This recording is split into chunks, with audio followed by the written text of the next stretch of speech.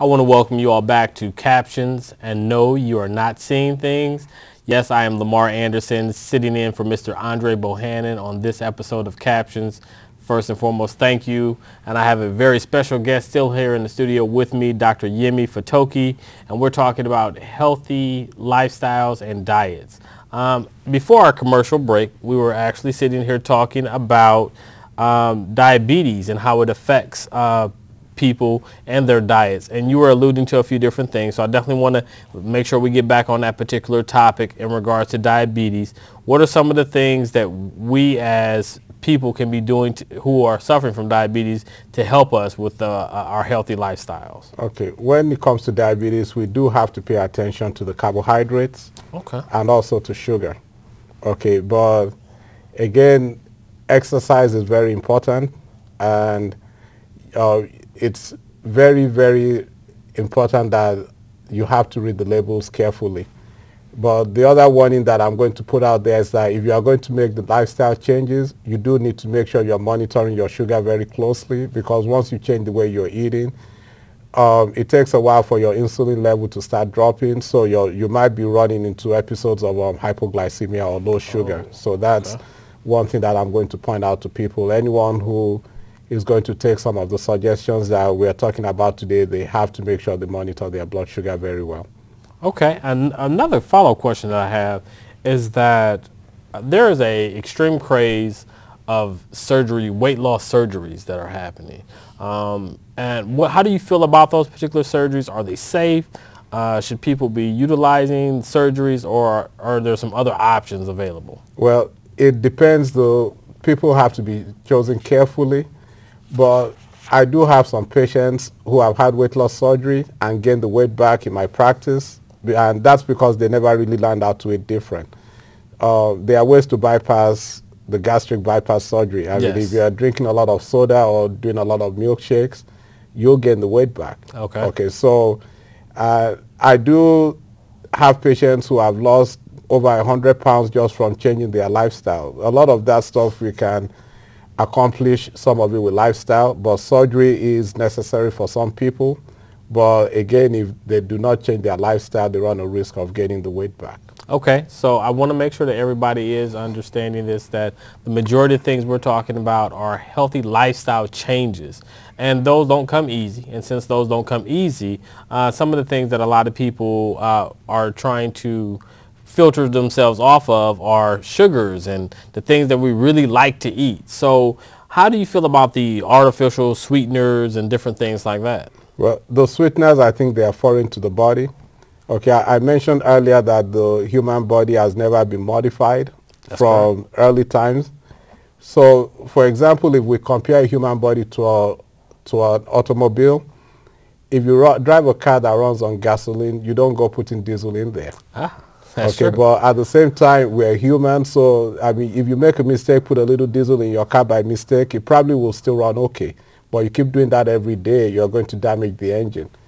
Okay, so the artificial sweeteners, the way I look at it is like you putting diesel in an engine that was made to run on gasoline. Okay, so they will cause some damage. Those molecules are active molecules, they are chemicals, and even though when they advertise them as not having any calories, but you have to look at the sweetness of it. I just don't believe the body was made to use things that are that sweet. Some of them are 600 times as sweet as sugar.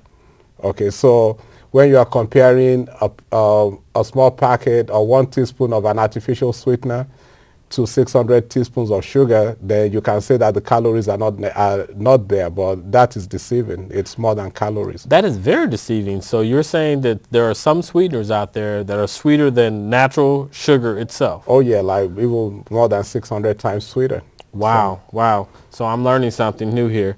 In regards to labels, we alluded to earlier, we were talking about the reading of labels. Yes. And when you're reading labels, what are some of the things we're supposed to look for on those labels? Because, you know, when I go to the store and I'm trying to purchase those things that are healthier, how do I find out where those healthy items should fall at in those labels? Okay, well, I'll make it real practical. Because it's hard. Even for me, when I was trying to diet, it was very difficult for me to count calories and read labels and all that. So the things that I'll say to look for first is to look at the, you can look at the calories, but it's not as important as far as I'm concerned. You want to look at the carbohydrates, you want to look at the amount of sugar in there, and you also want to look at the ingredients, which is the most important thing.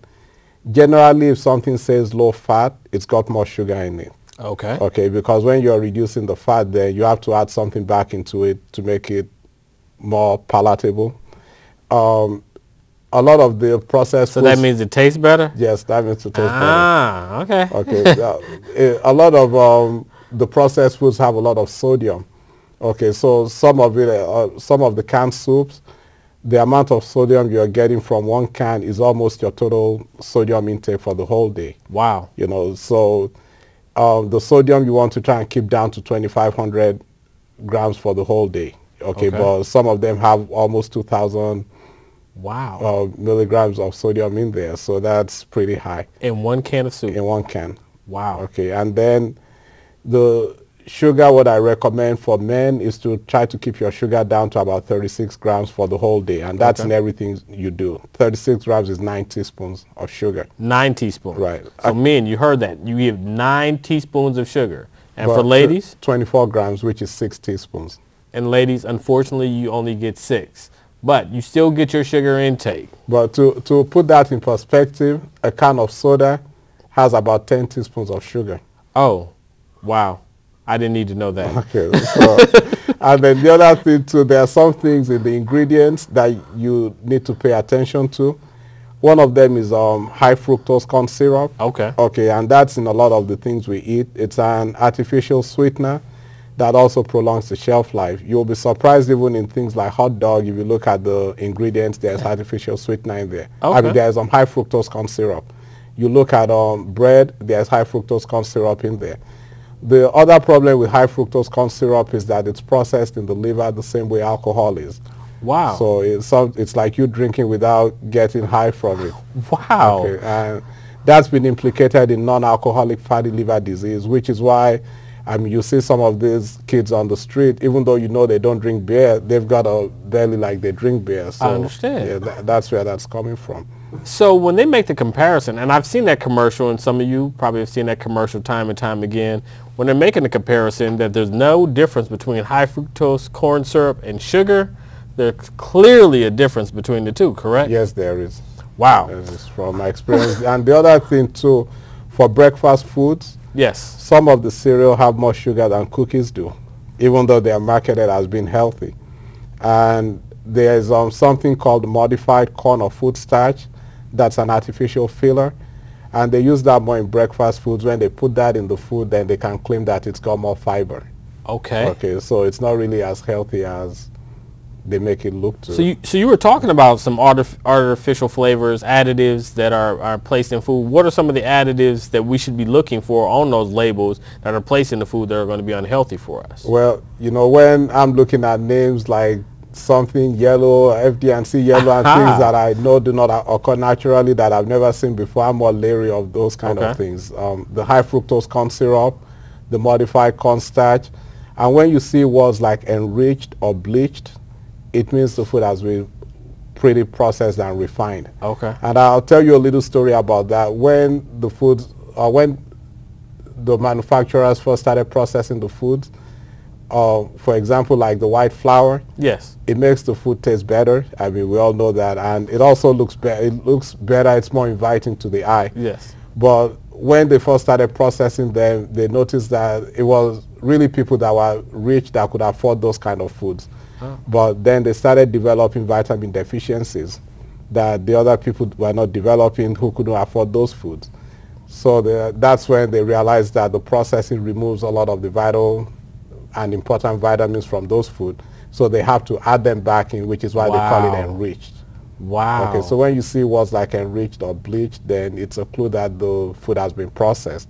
And this is what's been around for years, you know, things like when you see like white flour. Yes. And again, I'm not saying don't eat it, but you're better off eating whole wheat flour than white flour. You're better off eating brown rice than white rice. So it's just about making choices and decisions. But eating white flour or whole wheat flour once in a while is not making too much of a difference. put a little diesel in your car by mistake, it's still going to run okay. But you keep doing it every time, you'll mess up the engine. I hope you all remember that. The other question that I had, you alluded to earlier about fresh fruits and how healthy fruits are for us. But fruits are very seasonal, and it gets kind of expensive. Is that true, not true? Well, the way I look at fruits, if you look at places where those fruits grow naturally, they are seasonal, and I think the body was never designed to use things that sweet on a daily basis. Okay. Because otherwise they wouldn't be seasonal. And if you also look at something that's really sweet, it's honey. Okay. Honey used to be very difficult to get. So that's why I say the sweet things, the body just wasn't designed to use them on a regular basis. So fruits are not as healthy as people make them out to be. An apple, for example, has 19 grams of sugar. For a woman who only gets 24 grams of sugar a day, or that, I recommend limiting to 24. That's almost all your sugar for the whole day. One apple? One apple, a medium apple. Wow. Okay. Okay. So you have to pay attention to the labels. And there are some, we talked about when you go out to the restaurant also, and Yes. some of this information, there's a free website called calorieking.com that you could go on there, put in any kind of food you want, and even some chain restaurants are on there, and it will show you some of the content of the food. Let's make sure we say that again. That is calorieking.com. Yes. And you can put in any restaurant and the type of meal you want to have at that restaurant, and it'll give you the calories. Right. If it's a chain restaurant, it will give you the calories, it will tell you the sugar. You could put in soda, you could put in any kind of food, even oranges, apples, and I'm not affiliated with them in any way, but I recommend them to my patients quite often because it's free and you could get a lot of information. No, that's a pretty great idea, and I'm glad you brought that up because unfortunately when we're planning to go out as families to eat at restaurants, we can actually plan an entire meal and know what we're going to have and what those calories are even before we get there. So thank you for that information. In regards to low fat and taste, is there a difference between something that's low fat and taste? Because that's some of our misconceptions that we have. Usually if it says low fat, the processing has removed some of the fat from the food. It would not taste as good as it would before it was processed. Okay. So usually they will add more things to it. For most processed foods, and when you eat out at restaurants, it's three main ingredients that they vary the amount to make the food taste good. Okay. And that's the fat, the salt, and the sugar. Okay, so if you are taking the fat out, then more than likely you are putting more salt and sugar in there. Ah. Okay, So if you take the sugar out, then you're adding more of the more fat. right. Gotcha. Or more of the sodium. Gotcha. So that So educational lesson. the more natural, the better. I mean, the less, you're better off doing like regular ice cream without any extra sugar than you are doing low-fat ice cream. Okay. I don't think the low fat is the problem. Now, what is the myths that we may have about organic foods, of them being better for us, not better for us? Any takes on that? Well, organic foods are more expensive, but basically it's just that the foods were grown without any fertilizers or other kind of aid. You know, it's expensive. You're better off just buying what you can afford. I don't push them. If you can afford them, it's fine, but I think you could spend your money better on other things. Okay. If you can't afford it. And what about the breakfast drink of choice? Go with our cereal, to anything we can think of. Milk. Everyone loves milk. Is there a certain type of milk we're supposed to be drinking? Well, the way I look at milk, it's one of those things I don't think it's as healthy as we push it. Human beings are the only species in the animal kingdom that will drink milk when they are grown. You know, I mean, we all drink milk as babies, That's but correct. No other animal drinks milk when they are adults except humans. And having a little milk once in a while, I don't think it's going to make too much of a difference if that's what you like. But from what I've noticed in my clinical practice, patients that have very high triglycerides and low HDL, HDL is the good cholesterol. Okay. Triglycerides is a form of bad cholesterol. And even I've seen people that have been put on very high doses of cholesterol pills and they can't get the triglycerides down. So what I see in those people is that either they drink a lot of whole skim milk or 2% milk, which is processed, of course, to get some of the fat out, Gotcha. or they drink a lot of soda. So people that have problems with triglycerides, if they cut back on their milk or their sugar intake, you can correct those within 3 months of just changing your lifestyle. Okay. So, but personally, I don't drink milk. I may drink milk in some things that I eat, but I don't go out to drink milk. And I rarely do breakfast because I think breakfast foods are just one of the unhealthiest I foods agree. because of the amount of carbohydrates that you get from it. But they say breakfast is one of the most important meals of the day. So what are some good recommendations that, I know you're not eating breakfast, but what are some good recommendations to get our bodies started for, you know, some of our work days, school days, that type of thing? You know, well, I'll answer your question and then I have something to add to that. Okay. Okay. For breakfast, what I recommend is doing at least some kind of protein with it. Okay. Okay, either eggs or some kind of meat. The protein slows your digestion down, so you're not as hungry. Okay, but to answer your question about breakfast foods being healthy, there was a time I was looking for things to do and I just put on Google, why should I eat breakfast? Okay. And the kind of answers that I get is that if you don't eat breakfast, then you might get hungry later on and you start raiding the vending machine, or that if a child misses breakfast, then they may not be able to eat for 12 hours. Now, I don't know any child who will go 12 hours without eating if they are hungry. I mean, when I was in school, if I was hungry, I'll get out of class to go get some food. But the breakfast food, I think breakfast is also a creation, it's a myth. Why I say that, because your body will tell you when you're hungry. Okay, if I'm not hungry, I don't eat. I mean, whenever I'm hungry, I will eat. But I just try to make the best choices with the food. But I don't just eat because someone told me I have to eat breakfast and I'm not hungry. And I think that's a very important point that a lot of people miss, is that your body naturally will tell you when it's time to fuel it. Right. Is that correct? Yes. And unfortunately, I don't think we listen to our body, and we're adding fuel to our body sometimes when it doesn't need it. Right. That's that vending machine raid that you're referring to, as well as sometimes we are not putting things in our body when it's telling us to. And if you look at it, you know your body better than any doctor does, or better than I do. You've carried it all your life. That's true. You know, so if you're coming and I'm telling you you must eat breakfast every day, I don't know your body that well. And I mean, people are just different. People react differently to things. So again, you have to realize it. I am a physician. I'm a licensed physician, but I do realize that medicine is a practice and it's a guessing game. I don't know what you'll react to unless I try it on you, and then if you have a problem with it, then I know not to do it. Well, just let me let you know, you made me feel a little bit better here, because I'm one of those people, unfortunately or fortunately, who avoid breakfast. I'm just never really hungry in the morning. My body kind of tells me that I'm hungrier closer to noontime, lunchtime, quote unquote. So you made me feel a lot better in knowing that I'm not skipping the most important meal of the day that they marketed it so well. So in regards to labels, another question that I had, some labels state lean and diet. We were talking earlier, one of my colleagues and I were talking earlier, they were talking about meats that they purchase and they say lean and or diet.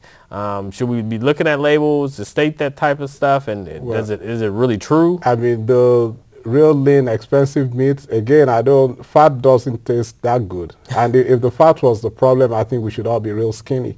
Because since at least the 1960s, what the medical establishment and the food industry has pushed is low fat. But even with the low fat, the obesity epidemic has tripled since the 1980s. So I don't think the fat is the problem. But fat just doesn't taste good. I mean, if I buy meat that's not lean, once I bite into the fat, it doesn't taste good. I end up spitting it out or trimming it off from the plate. You know, so I don't think the fat is the problem. Okay. In regards to some of the things that they're feeding animals, in regards to the meats that we have, what are some of the things, additives, or things that they're actually feeding animals and we're now processing in our bodies? Well, I mean, they are giving a lot of hormones to make them grow and get to the market quicker. Yes. And some of that stuff is passing to us. So that's something else we have to watch out for and be careful of. I guess in that instance, we might be better off doing something that's more organic, you know, especially when it comes to chicken and beef and things like that. Okay. That haven't had a lot of been grown or fed too many chemicals. Okay. But again, it might be different from what I'm telling you may be different from what the food industry will tell you, by being practical and trying to find a solution that most of us can do just by making some changes, even if we don't have that much money to buy expensive food. Well, the thing that I really like is the fact that you're not the food industry, and you're talking about lifestyle changes where, unfortunately, the food industry is a business, and they're in the business of making money. So I really appreciate you coming here, sharing this information with all of our listeners and our viewers. So what we're going to do right now, we're going to wrap it up here. I want to truly, is there anything that we haven't touched on that you want to get information out? Definitely your website. How can someone get in contact with you in regards to the different things that you offer? Is there a website? The website is mypwls.com. Okay. But my private practice website is great-heights.com. It's a hyphen, not an underscore. Okay. Okay, and my email is yfatoki@great-heights.com. If the viewers have questions, I'll be glad to respond to the emails. But they have to give me a little time. I may not get to them right away, but I will respond to it. Not a problem. We're going to be they're going to be really patient. Not a problem in terms of getting in touch with you. I really want to thank you for having the opportunity to come here and talk to us on Captions. Hopefully I did a pretty good job of sitting in for Mr. Bohannon right here on Captions. Thank you all for this opportunity. We're going to wrap it up right here at Captions, and I'm Lamar Anderson of the world famous African United DJs. Thank you all. First of all, our concern about this, of course, is the district and the students of the district. We want to make sure that when administrators are demoted, that it's a process that's fair and impartial and open. And so we believe that that did not happen in this case. We believe that this may be more of a case of at least 2 administrators being punished because they had the audacity to apply for a position outside District 150. And so there's a bit of vindictiveness that's within our district. We have to eliminate that. Secondly, there's been some discussion about Senate Bill 7 and how it impacts the demotion of the administrators. I've read Senate Bill 7, and that really applies to teachers and not professional administrators or principals. It does have, however, a good process in there, and it calls for remediation for teachers who may deem to be something less than what they should be. But they're given an opportunity to improve their performance, and we think that that should have happened in this case of the administrators who are being proposed for reduction tonight. That didn't happen in this case. I am deeply concerned with the newly imposed culture that has slowly but surely permeated itself throughout this district over the past year.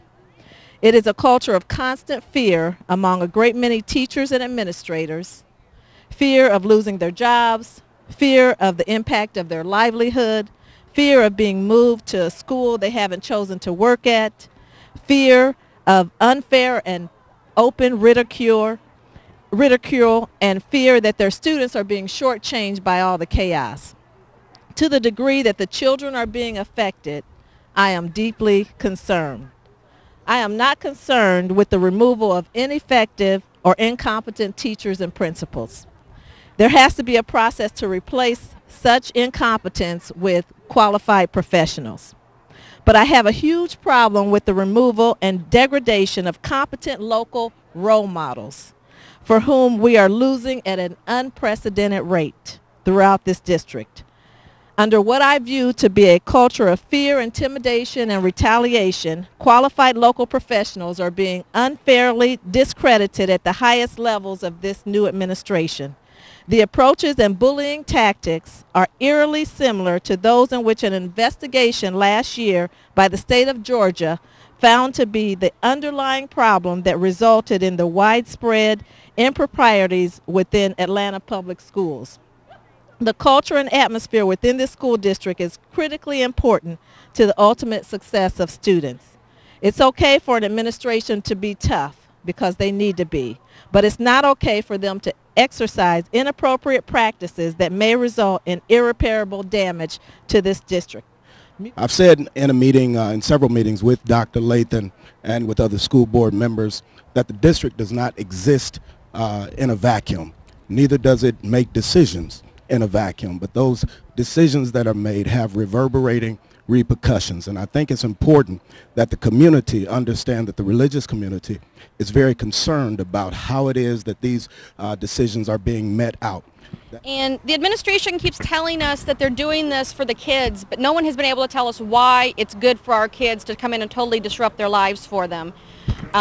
Why is changing principles time after time in these kids' lives a good thing? Nobody has an answer for us. The kids at Glen Oak, they respect Mrs. Coleman, they like her, I'd even say they love her. Unfortunately for the majority of the kids in our school, their lives are in constant upheaval as it is, because that's the way it is. Most of the time, our school is the only constant they have. They need that stability. They need to know that when they walk into school, the people they know are going to be there. The administration, I don't think they understand how badly this is hurting our kids. Had the honor and privilege of working with Kevin at Garfield School for 11 years. I'm well aware that there's been a lot of criticism aimed at those of us who support our principals, and the criticism is calling for an explanation of why, beyond saying we like our principals. Well, regarding Kevin Curtin, you can't separate his personal characteristics from what makes him an excellent administrator. Prior to Kevin coming to Garfield, we had a huge turnover in leadership. The students and staff were struggling. Mobility rate was probably one of the highest in the district. And then came Kevin.